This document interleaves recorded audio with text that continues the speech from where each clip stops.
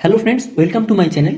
ভিডিওটি শুরু করার আগে একটাই আর্নেস্ট রিকোয়েস্ট যে ভিডিওটি স্কিপ না করে মনোযোগ দিয়ে শেষ পর্যন্ত দেখুন আর আপনার মতামত কমেন্ট সেকশনে জানান। আশা করি সবাই ভালো আছো, সুস্থ আছো। আজ আমি একটা নতুন সিরিজ চালু করছি যেখানে আমি কাটিং লেন্থ অফ রড বোঝাবো। তো আপাতত স্টিরাপ দিয়ে আমি স্টার্ট করছি যে কাটিং লেন্থ অফ স্টিরাপ কীভাবে বের করতে হয়। তো স্টিরাপ আমরা সবাই জানি মোটামুটি, তাও আমি ইনিশিয়ালি বলে দিচ্ছি যে স্টিরাপ জিনিসটা আমরা বিম বা কলামে ইউজ করি শিয়ার ফোর্সটাকে রেজিস্ট করার জন্য। তো যেটা আমরা বিমে ইউজ করি, বিমের ক্ষেত্রে এটাকে আমরা স্টিরাপ বলি, কলামের ক্ষেত্রে আমরা সেই জিনিসটাকে ল্যাটারাল টাইস অথবা লিঙ্ক বলি। বাট দুটোর ফাংশন এক, যে শিয়ার ফোর্সটাকে রেজিস্ট করা। তো স্টিরাপ জেনারেলি অনেক রকম হতে পারে। তো আমরা যেরকম এখানে ইউজ করছি এটা হচ্ছে ডবল লেগ স্টিরাপ বা টু লেগ স্টিরাপ। মানে কি, এই যদি একটা স্টিরাপ হয়, এই স্টিরাপে এই যে পার্ট দুটো, এই দুটোকে লেগ বলা হয়। এখানে দুটো লেগ আছে তাই ডবল লেগ স্টিরাপ। যদি আবার কোনো স্টিরাপ এমন হয়,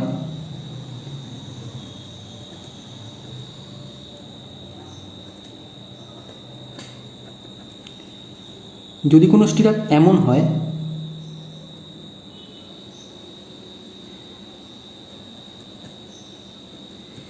এক্ষেত্রে যেমন স্টিরাপের চারটি লেগ আছে, 1 2 3 4, এটাকে আমরা 4 লেগ স্টিরাপ বলবো।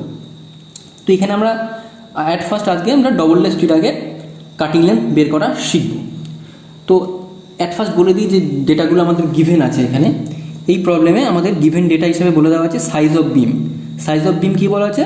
400/300, 400/300 একটা বিম বলে দেওয়া আছে। ডায়া অফ স্টিরাপ, স্টিরাপের ডায়া অর্থাৎ এই যে গ্রিন দিয়ে আমি ডিনোট করে দেখিয়েছি, এটাই গ্রিনটা হচ্ছে স্টিরাপ, তার ডায়াটা 8 মিলিমিটার।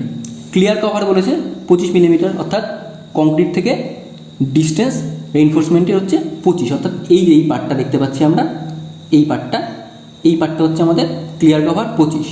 আর হুক বলে দিয়েছে নট লেস দ্যান 75 মিলিমিটার। তো এখানে আমি একটা কথা বলে রাখতে চাই যে স্টিরাপ জেনারেলি, যে স্টিরাপে যে হুক থাকে সেই হুকটা জেনারেলি, এই একটা স্টিরাপ হলে স্টিরাপের হুকটা একটা হুক হয় এরকম, যেটা হচ্ছে 90 ডিগ্রি হুক। অর্থাৎ যদি একটা স্টিরাপটাকে আমরা একটুখানি ভালোভাবে আঁকি, এই স্টিরাপের একটা হুক হচ্ছে এরকম বেন্ড হয়ে এইখানে গেছে, আর একটা স্টিরাপ বেন্ড হয়ে এইখানে গেছে, অর্থাৎ এইটাকে আমরা 90 ডিগ্রি হুকের স্টিরাপ বলবো। আরেকটা স্টিরাপ কী হতে পারে? আরেকটা স্টিরাপে হুক হয় এরকম,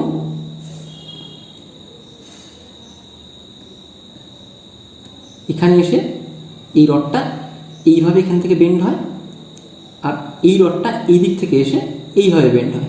এটা হচ্ছে 135 ডিগ্রি, এটা হচ্ছে 90 ডিগ্রি হুক, এটা হচ্ছে 135 ডিগ্রি হুক। তো দুরকম স্টিরাপ আমাদের জেনারেলি আমরা ব্যবহার করে থাকি, দুরকম হুক ব্যবহার করে থাকি। তো বেসিক্যালি এখন এই 90 ডিগ্রি হুকটা ইউজ করা হয় না, 135 ডিগ্রি হুকটা ইউজ করা হয়। তার কারণ এই হুকটা বেশি রেজিস্ট করতে পারে আর্থকোয়েককে বা ভূমিকম্পকে। তো আমরা এখন ক্যালকুলেশনটায় চলে আসছি। স্টিরাপের কাটিং লেন্থ ক্যালকুলেশনের জন্য আমরা জেনারেলি IS 25601963 এই IS কোড আমরা ফলো করি। IS 25601963 এই কোড অনুসারে আমরা কাটিং লেন্থ বের করি। তো অ্যাকর্ডিং টু IS 25601963 আমাদের ডবল লেগ স্টিরাপের কাটিং লেন্থের যে ফর্মুলা দেওয়া রয়েছে সেটা হচ্ছে অনেকটা এরকম। কিন্তু এখানে বেন্ড ডিডাকশানের যে ক্যালকুলেশনটা হয় সেটা ওখানে করা হয়নি, কিন্তু আমাদের অরিজিনাল ক্যালকুলেশনের সময় বেন্ড ডিডাকশানের ক্যালকুলেশনটা কিন্তু অবশ্যই করতে হবে। তো বেন্ড ডিডাকশানটা কী আমি সেটা পরে আসছি। আপাতত অ্যাকর্ডিং টু IS 25601963 কাটিং লেন্থের ফর্মুলাটা কী হবে সেটা আমি দেখছি। এটা হচ্ছে আমাদের কাটিং লেন্থের ফর্মুলা। তো এখানে আমরা দেখতে পাচ্ছি AB একটা টার্ম আছে, যেটা এখানেও লেখা আছে। তো AB টার্মটা কী, বা এই যে 3x2D 2x3D এগুলো কী সব আমি বিস্তারিতভাবে বুঝিয়ে দিচ্ছি।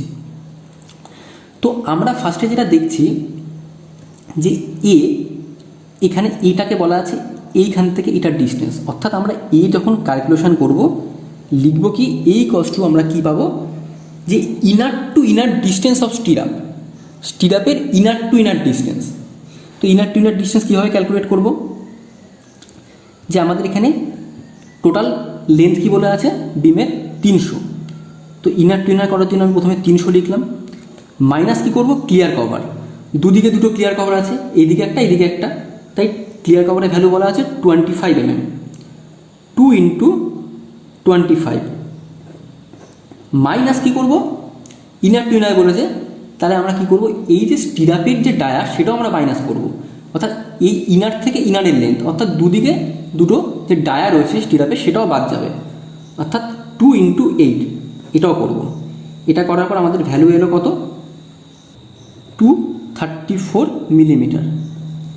একইভাবে আমরা বি বের করব, বি আমাদের কী বলা আছে ব্রেথ 400, এখান থেকে আমার দুটো কভার বাদ যাবে, এই কভার আর এই কভার, 2 × 25 বাদ গেল। একইভাবে আমাদের ডায়াটাও বাদ যাবে স্টিরাপে, 2 × 8, এক্ষেত্রে কত আসছে আমাদের 334 মিলিমিটার। তো আমরা এ আর বি ভ্যালু পেয়ে গেলাম। এবার হচ্ছে 24D, যেটা হচ্ছে হুকের জন্য আমরা নিয়েছি। হুক অ্যাকচুয়ালি এখানে এই দুটো যে আঁকশির মতো বেরিয়ে আছে এই দুটোকে হুক বলছে। তো এই হুকের ভ্যালুটা আমরা জেনারেলি আইএস কোড অনুযায়ী IS 2560/1963 অনুযায়ী হুকের ভ্যালুটা আমাদের 9D থেকে 17D, অর্থাৎ হুক ভ্যালু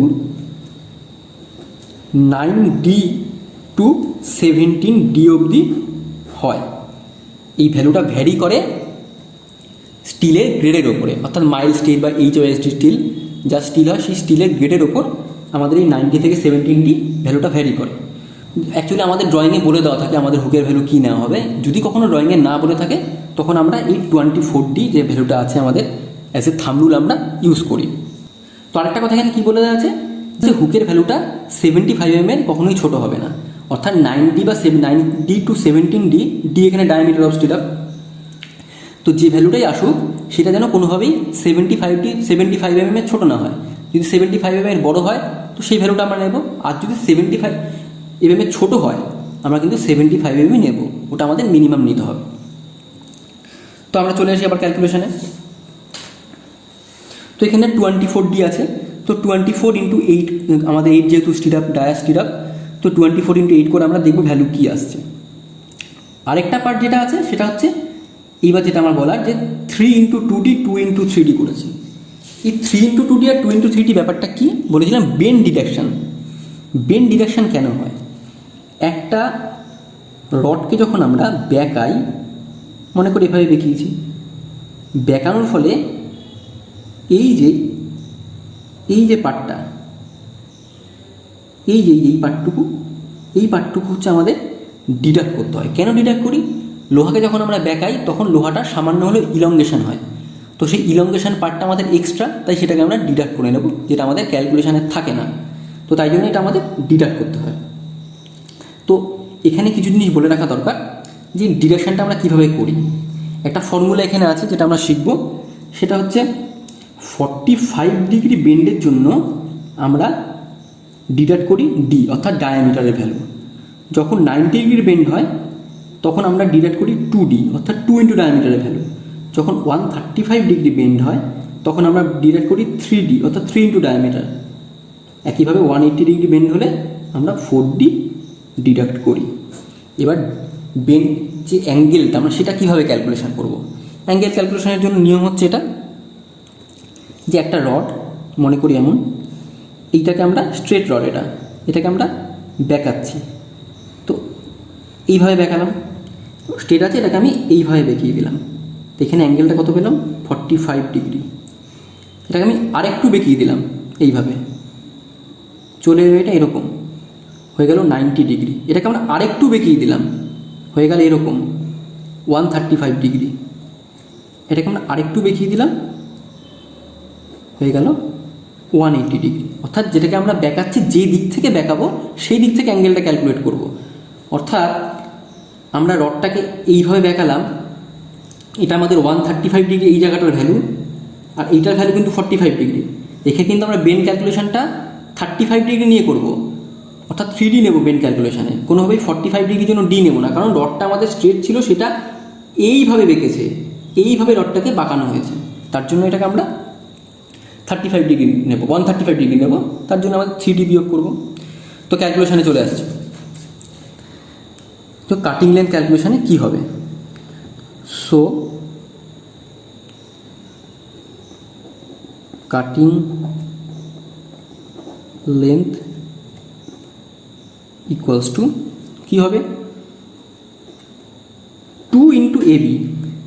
2 ইন্টু এবি কেন? এ এখানে একটা আছে, এখানে একটা আছে, বি এখানে একটা আছে, এখানে একটা বি আছে, অর্থাৎ 4টে, তাই 2 ইন্টু এবি।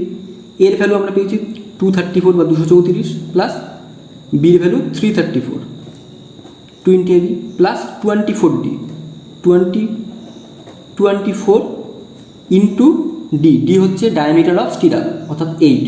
আমরা বুঝতেই পারছি 8 ইন্টু 24 করলে আমাদের সেটা 75-এর থেকে বেশি আসবে, সুতরাং আমরা সেটাই নেব। তার থেকে আমরা কি মাইনাস করছি? 3 ইন্টু 2D। এই 3 ইন্টু 2Dটা কেন? আমরা আগেও বলেছি 2D কখন নেব আমরা? 90 ডিগ্রির জন্য। 90 ডিগ্রির জন্য আমরা 2D নেব। তো এখানে 90 ডিগ্রি কটা বেন্ড আছে? ফার্স্ট এই একটা বেন্ড আছে, সেকেন্ড এই একটা বেন্ড আছে, থার্ড এই একটা বেন্ড আছে, একটা দুটো তিনটে, এই তিনটে বেন্ড 90 ডিগ্রিতে হয়েছে, তাই 3 ইন্টু 2D আমরা ডিডাক্ট করছি। 3 ইন্টু 2 ইন্টু ডি, ডি হচ্ছে 8।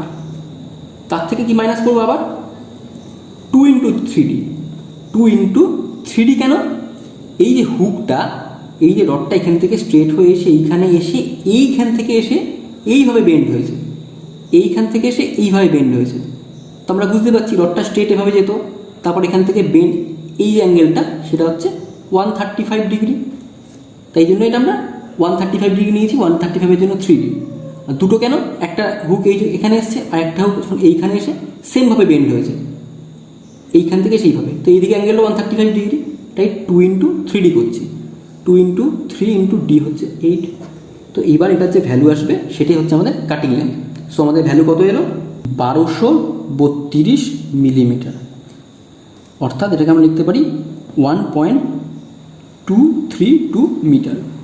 এটা হচ্ছে আমাদের কাটিং লেন্থ। এই স্টিরাপের কাটিং লেন্থ হচ্ছে আমাদের এইটা। সো খুব ইজি জিনিস, এটা কিচ্ছু নেই, খালি ফর্মুলাটা মনে রাখতে হবে আর কনসেপ্টটা জাস্ট বুঝতে হবে। এর পরের দিন আমরা দেখাবো যে ট্রায়াঙ্গুলার স্টিরাপ, ডায়মন্ড স্টিরাপ, এইগুলোর ক্যালকুলেশন কাটিং লেন্থ কীভাবে বের করতে হয়। আর যদি ভিডিওটা তোমাদের ভালো লেগে থাকে তো ভিডিওটাতে লাইক করো, শেয়ার করে পৌঁছে দাও অন্যের কাছে। আর আমি এই চ্যানেলে আরও সিভিল ইঞ্জিনিয়ারিং সম্পর্কিত ভিডিও আপলোড করব, তো তোমরা যারা এই চ্যানেলটাকে সাবস্ক্রাইব করোনি তারা চ্যানেলটাকে তাড়াতাড়ি সাবস্ক্রাইব করে নাও। Thank you.